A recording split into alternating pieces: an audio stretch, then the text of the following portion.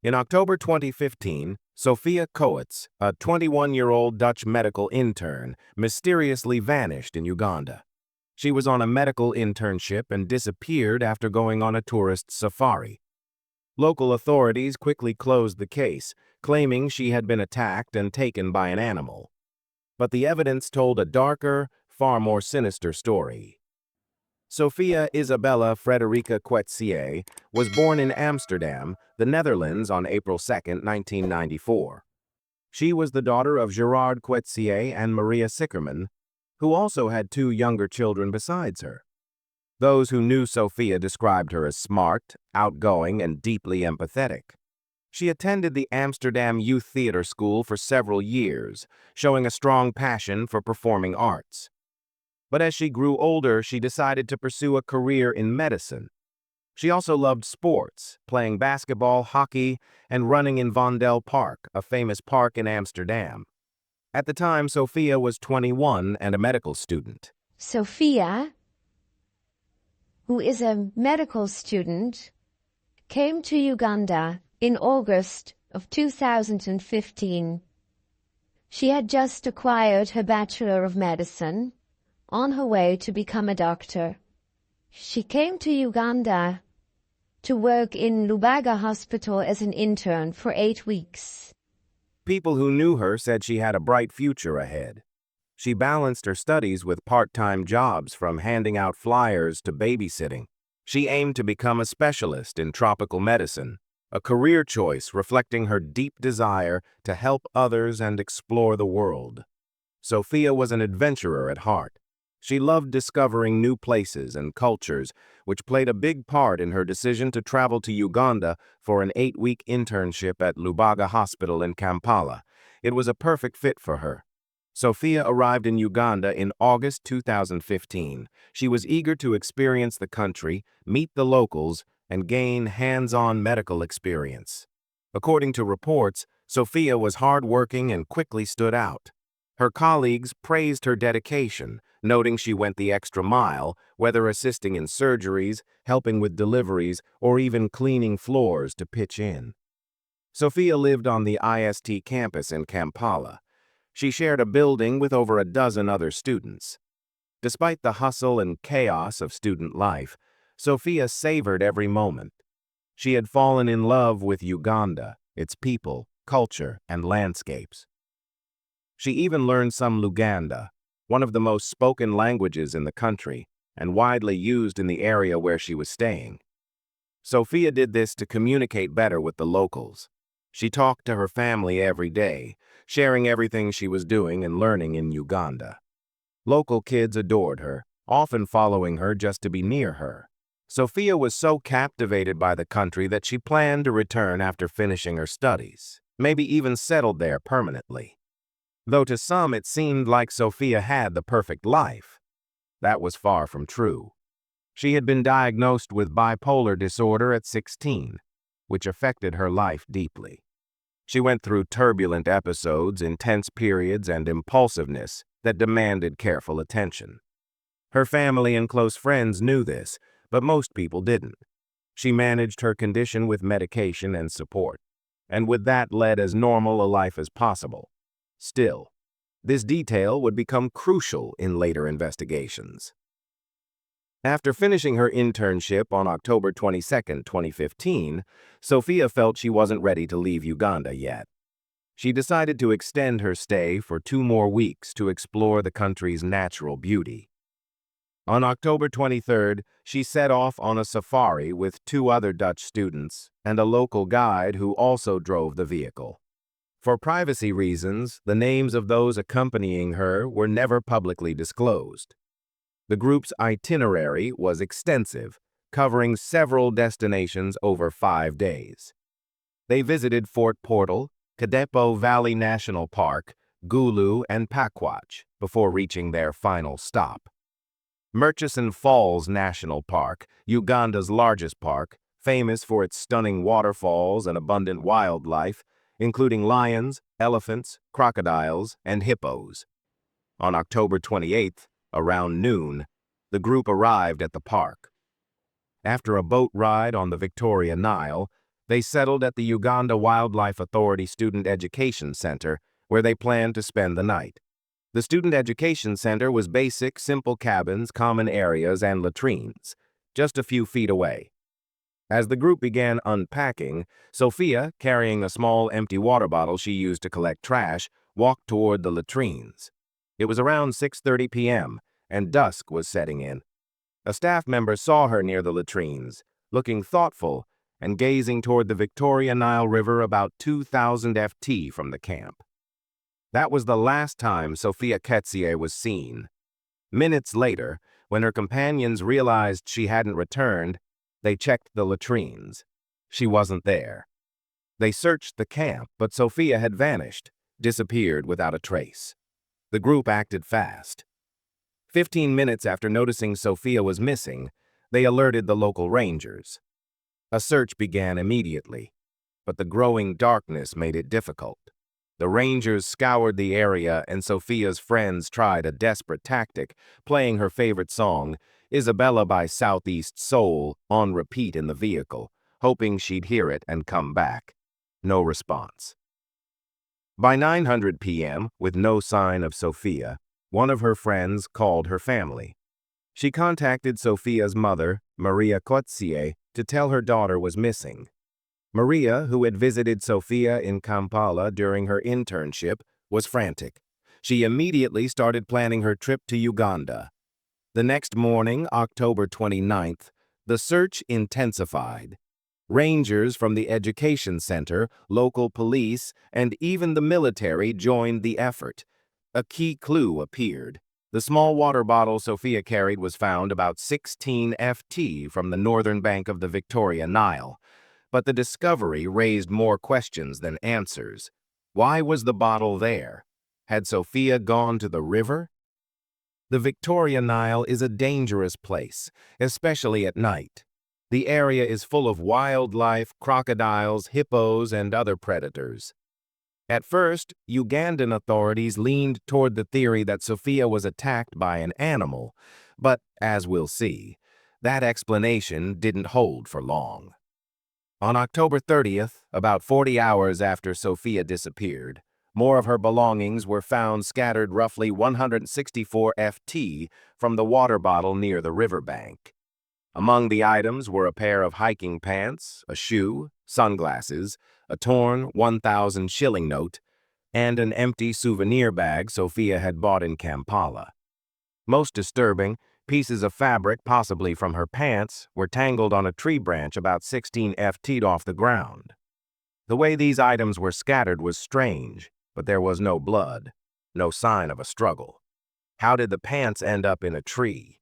Why were her belongings spread across such a wide area? And why no blood, no fight, no trace of Sophia? Though other items were found close to where the water bottle was, local rangers said they hadn't seen these belongings on their first search. These items only appeared 40 hours after Sophia vanished, raising suspicion. Were they placed there later to stage a scene? Thomas Coyne, a survival expert and investigator, examined the evidence and concluded the pants seemed deliberately cut with a knife and torn into pieces, not damaged by an animal, as some speculated. The lack of blood or human tissue supported the idea that the animal attack theory didn't hold water. As Thomas pointed out, no animal would leave clothes in a tree or spread items so neatly. To him, the scene looked staged. The animal attack theory was convenient for Ugandan authorities, who quickly labeled Sophia's disappearance an accident. But the evidence or lack of it told a different story.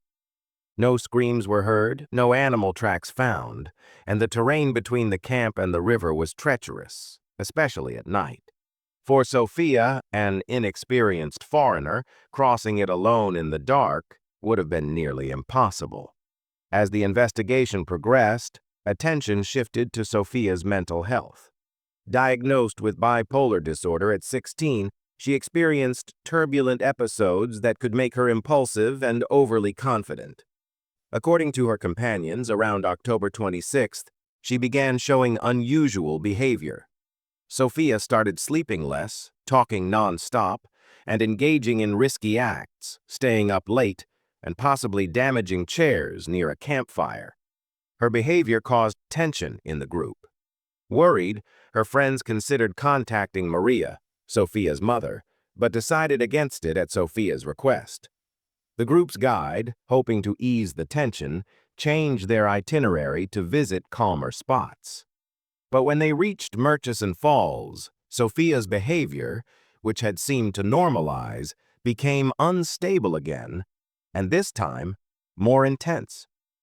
Some speculate her state made her vulnerable, possibly leading her to trust the wrong person or wander off alone. Sophia's bipolar disorder added a complex layer to the case. While it might explain why she left the camp, it doesn't explain the strange scattering of her belongings or her complete disappearance. According to her family, this had never happened before, and Sophia had no intention of giving up on life. So, what really happened?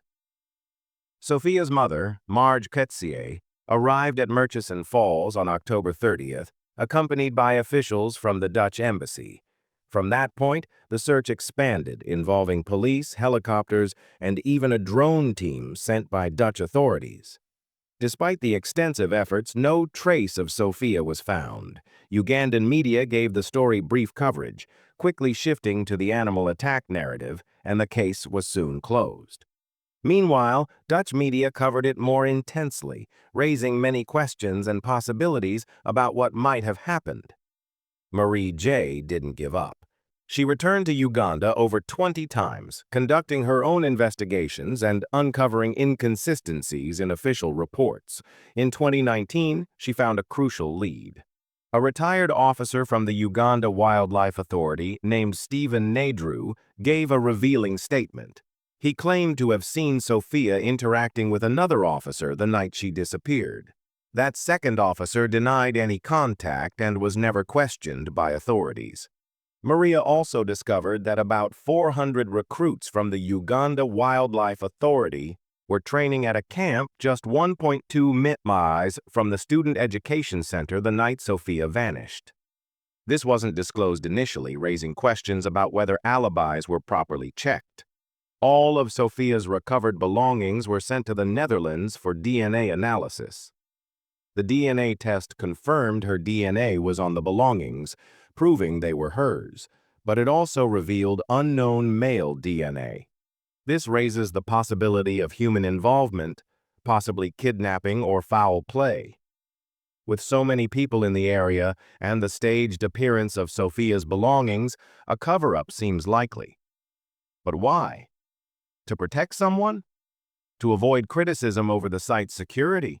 Or was it just easier to blame an animal than investigate a crime? Over the years, many theories surfaced. The official animal attack story was widely debunked.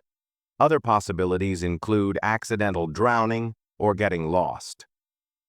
Some suggest Sophia wandered to the river and drowned or got lost in thick vegetation, but no screams, footprints, or body were ever found, making this unlikely. Authorities briefly considered the possibility of self-harm due to her bipolar disorder. Her family strongly denied this, saying Sophia loved life and never showed signs of wanting to harm herself. Voluntary disappearance was also investigated. Maybe Sophia faced some internal struggle and chose to vanish. Her family rejected this too. She was close to them and had many study plans, so abandoning everything made no sense. Sophia's family said she was very happy with all she had achieved so far. Another widely discussed theory is human trafficking or kidnapping. This one makes the most sense. It's backed by the staged evidence and the presence of unknown male DNA.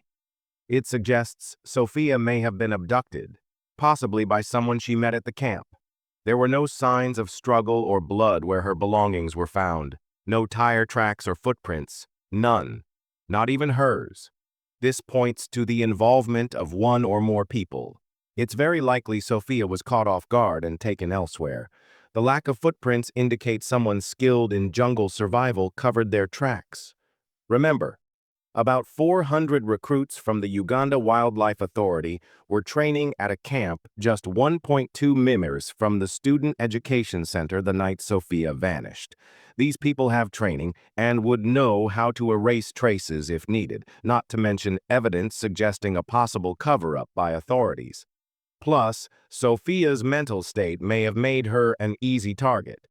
The human trafficking theory is chilling, especially given the unknown DNA and the local authorities' lack of transparency. But without solid evidence, it remains just a theory. Here's what we know. Sophia's family never stopped fighting for answers.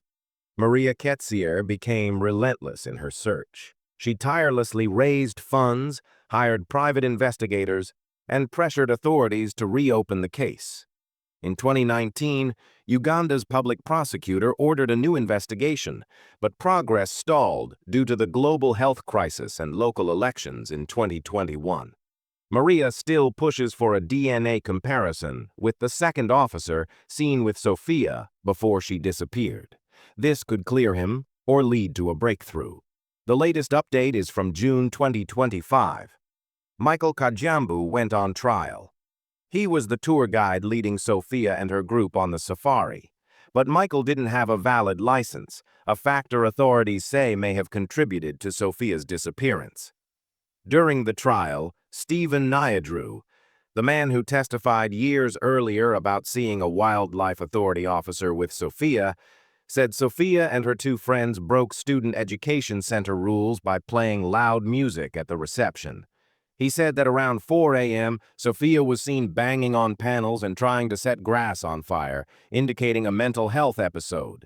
Stephen claimed he warned Michael to take Sophia to a hospital and cancel the trip, but Michael ignored it, and Sophia later vanished. So far, this is the only trial connected to the case, and it wasn't about her disappearance itself. Sophia's family, led by Maria Slyerman, keeps fighting for answers to unravel this mystery. But what about you? What do you think happened to Sophia? Was she really attacked by a wild animal like Ugandan authorities claim? Or was she the victim of a crime? Drop your thoughts in the comments below.